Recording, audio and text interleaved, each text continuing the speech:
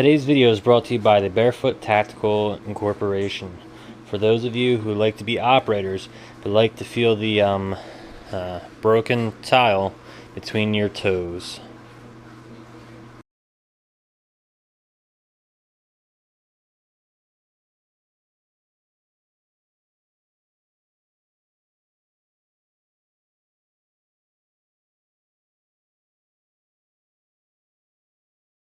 What's up, everybody? EastPhilly here.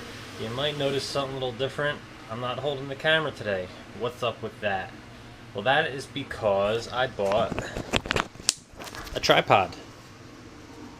I got it at the thrift shop for $3, and then I just had to get the mount for it to let it fit any camera really, and that was only like $16. So I got a couple of those since they're discontinued for $19 for a setup. I think it's pretty cool. I think it'll help improve my videos a whole lot, and now I can make some things that aren't as jumpy and weird and blurry. I think it'll work out well. Let me know what you think after this video, and we'll keep it going.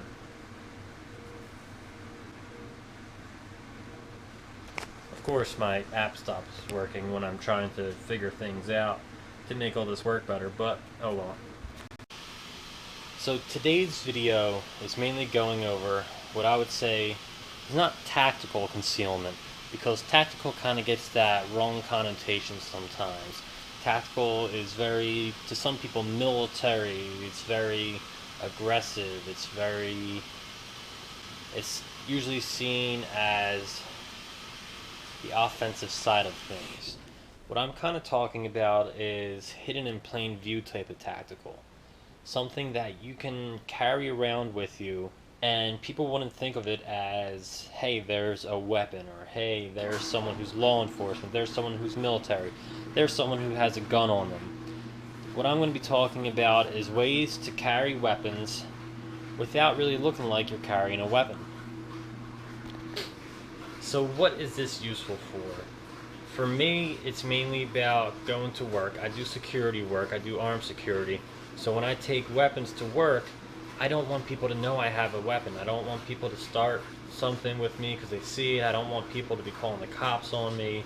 I don't want anything different to happen than if they thought I was just an everyday person going to my job. So we have to think, what does an everyday person look like? And that's not really easy to think about. It's not really something we know, because everybody is different. Everybody has different jobs, they have different needs, they have different reasons for getting to where they're going and how to get there. So let's just look over a couple things that I use and that might be helpful to you. One thing that's universal to pretty much any profession is a backpack. Here I have the 511 Covert 18 backpack, and this is my go-to for transporting most of my weapons, ammo, work, or duty stuff. It's everything that I need I can put into this backpack because it's made with the intent for that type of thing. It's made for the tactical type of person, someone who works in a field where they have to use equipment that is law enforcement or military based. Next up, if you kind of have a job that's more techie or even a little bit more professional, you can have a briefcase or a laptop bag. Both a briefcase and a laptop bag are usually big enough to fit handguns, or in my case, the Kel-Tec Sub 2000 rifle. So in this case, I can just fold the rifle up,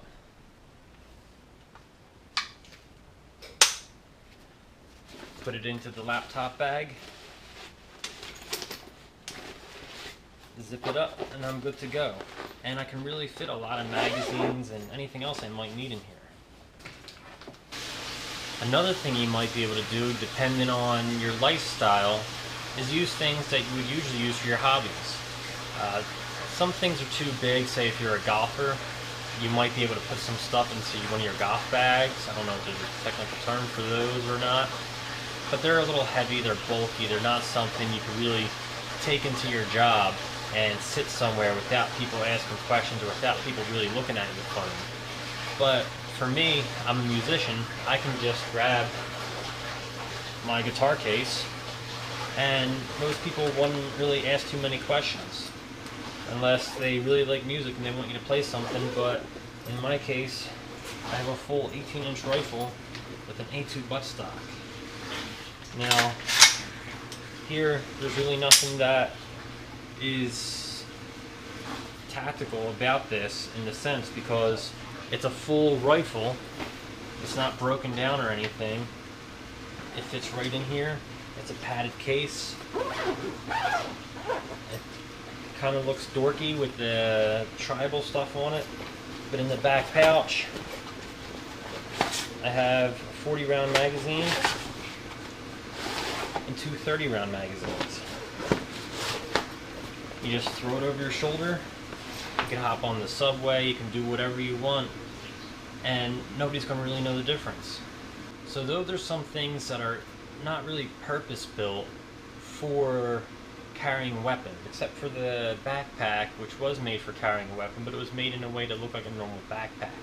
And 99% of the time, I use that as a normal backpack. I don't have the Kel-Tec in it all the time. I don't have a broken down AR pistol. I carry extra magazines in there, but it's not really used in a more offensive manner. It's used to have extras of what I already carry on my person. So how does this all differ from things that don't look out of place but aren't really concealed, or they're things that aren't really repurposed? Let's take a look at some other stuff I have. First up is the Ruger 1022 takedown backpack. Now the big thing with this is, if anybody you walk by as a firearms person, they're probably going to notice the Ruger logo. They might see the MOLLE webbing, they might see the brown color and think, oh, that's kind of like woodlandy. This one has a scope sticking out. Usually if I wanted it to be more concealable, I'd have a red dot or something on it, but you can just throw it on your shoulder and go, and it's not really that much out of place, but it's not really something people see on the everyday. I mean, I guess it'd be good for carrying maybe like a tripod or something, but there's probably some other better options. And then you have something like this discrete carbine case. Well, the FDE kind of screams gun to a lot of people, but maybe not as many people as you think, because a lot of those people that might scream gun to aren't really gun people. So they think, oh, a tan bag or whatever, it looks almost like military color, but it looks like a small case. And that's the idea with this one, is it's so small that it doesn't really look like it would have a gun in it, but it does. You unzip it and it holds a broken down rifle and some other things. So in here I have two magazines, the lower, the upper, some books, some cleaning supplies, a mag loader. I have pretty much all I need if a situation should arise.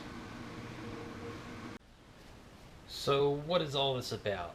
Well, like I said, it's mainly about showing different ways that you can carry your weapons with you without it looking like you're actually carrying a weapon. The problem is knowing when to do so. The big things to remember about this is you really don't want to be having to carry weapons around all that much, other than maybe your concealed carry weapon.